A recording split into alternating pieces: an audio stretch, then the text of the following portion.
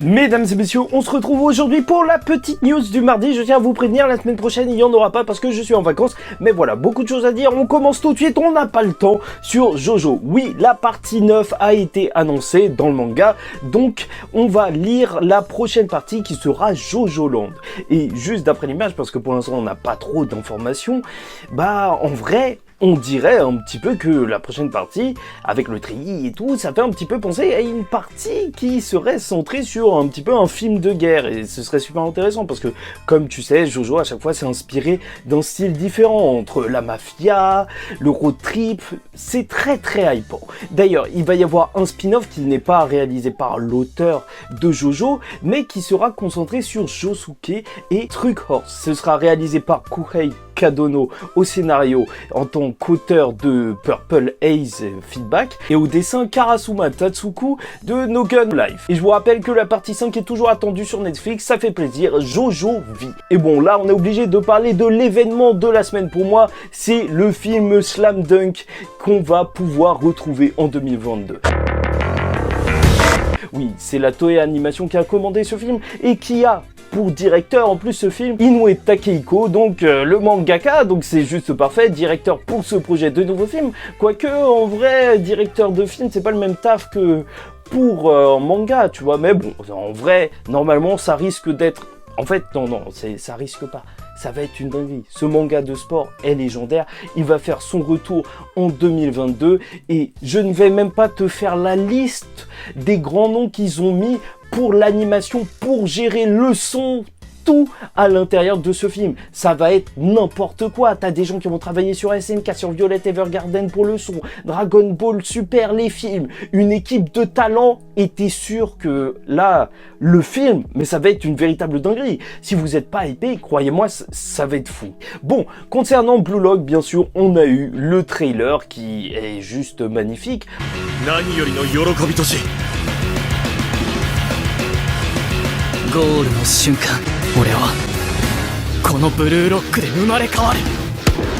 En soi, vraiment, l'animation, t'es obligé d'avoir confiance en ça, parce que c'est super bien fait.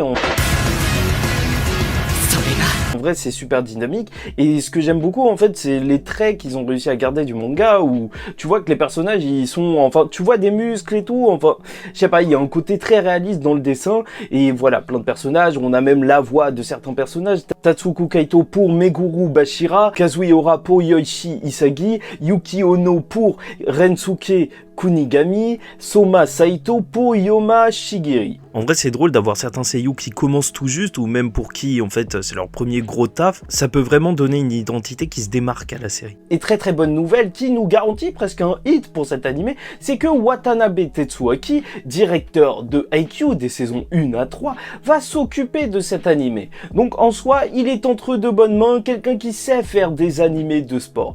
Pour 8-bit Studio. Désolé, j'avais dit Studio Pierrot, je sais pas pourquoi il y avait écrit ça dans l'article la dernière fois que j'ai lu. De toute façon, les articles ils sont toujours en description et ça arrive des erreurs, bah voilà, mais au moins vous pouvez voir d'où je tire mes informations. Et aussi, je tenais à vous dire que c'est même pas le seul mec d'Haikyuu, puisqu'il y a aussi Taku Kishimoto qui écrira le script des épisodes.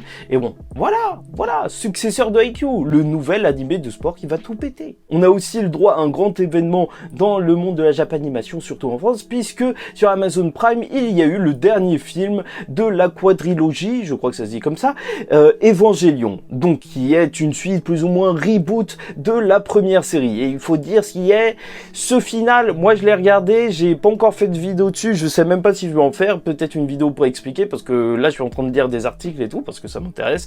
En soi c'est hyper compliqué, ce qu'on aime dans Evangelion, c'est la psychologie des personnages qui est vraiment très, voire peut-être trop exploitée, et là, en tout cas, on l'a, et l'animation qui pète tout. Et il faut avouer que, franchement, ça, j'en reparlerai si je fais une vidéo sur Evangelion, sur ces films, bah, en soi, je trouve que l'animation est exceptionnelle. Je ne dis pas le contraire, mais c'est juste qu'il y a un côté moins exceptionnel que quand il y a eu la première série. Quand il y a eu la première série, en fait, c'était vraiment quelque chose de jamais vu, de l'animation aussi qualitative, et maintenant, en fait, ça rentre plus dans le moule. Mais ça reste excellent. Ne me faites pas dire ce que je n'ai pas dit, mais en tout cas, ça a fait plaisir de voir la fin de cette saga.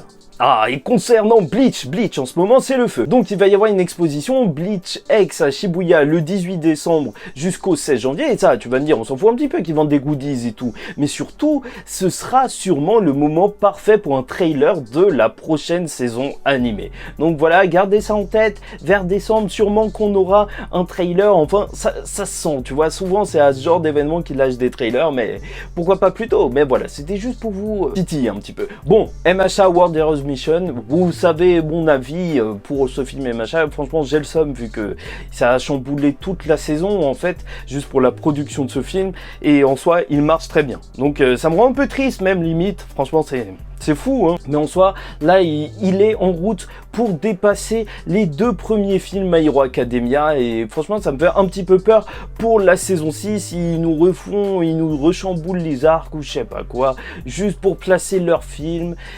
Voilà, ce serait un petit peu gênant. D'ailleurs, fait assez drôle, au Japon, la plupart des personnes qui vont voir ce film, en fait, ce sont des filles principalement.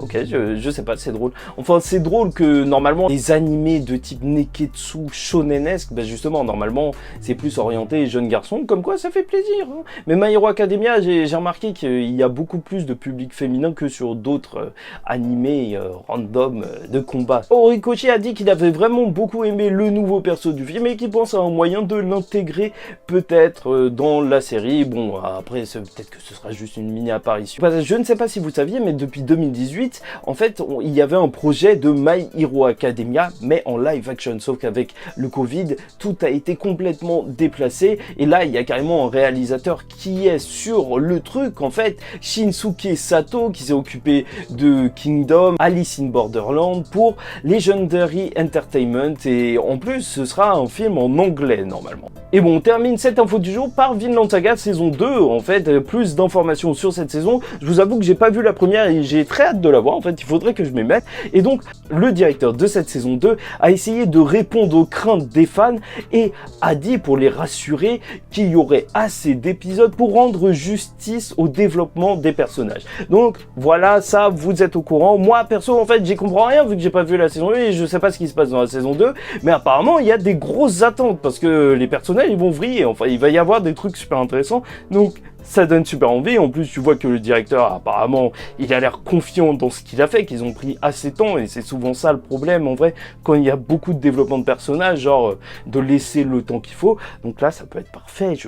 J'ai hâte. Je me taperai la saison 1 juste avant la saison 2, et de toute façon, je vous en parlerai peut-être un petit peu. Enfin bref, donc la semaine prochaine, il n'y aura pas de news du jour, et j'espère que vous avez apprécié cette vidéo. En tout cas, pour moi, c'était un plaisir de vous la faire. N'hésitez pas à liker, disliker la vidéo si ça ne vous a pas plu. Commentez, donnez-moi votre avis en commentaire sur ces news. Est-ce qu'il y a des news qui ne vous ont pas intéressé? En vrai, ça me stresse encore à chaque fois de dire ces news. Ne donnez pas votre avis sur ces news, la chaîne. Et abonnez-vous parce que chaque semaine, on se parle de news et tout. On parle de manga, d'animé, voilà quoi. Bon, allez, en attendant la semaine prochaine, non, la semaine d'après, je vous dis ciao tout le monde et paix sur vous.